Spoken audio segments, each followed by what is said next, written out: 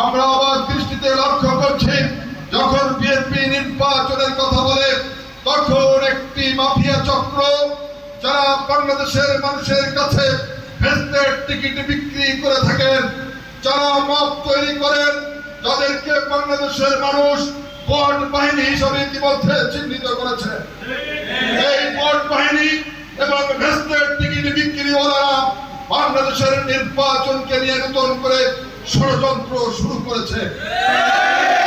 যে নির্বাচনকে নিয়ে শেখ হাসিনা 17 বছর একটি মাফিয়া তন্ত্র বানিয়েছিল বাংলাদেশকে, যে নির্বাচনকে নিয়ে শেখ হাসিনা 17 বছরে নানান নাটক করেছে, বিনা ভোটের নির্বাচন, দামি নির্বাচন, আগের দিনের নির্বাচন, সেই নির্বাচন আজকে আরেকটি পক্ষ যারা ঘাপটি মেরেছিল ওই 71-এর পরাজিত শক্তি আবার নতুন করে বাংলাদেশের ষড়যন্ত্র শুরু করেছে। আমরা সব সময় বলেছি বিএনপি একটি নির্বাচনমুখী রাজনৈতিক দল। ওরা বলে বিএনপি সংস্কার চায় না, বিএনপি নির্বাচন চায়।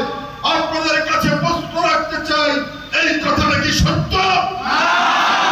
বাংলাদেশের মানুষের সামনে বিএনপি এবং বিএনপির ভারপ্রাপ্ত চেয়ারম্যান 2023 সালে 31 দফা রাষ্ট্র মেরামতের সংস্কারের প্রস্তাবনা দিয়েছে।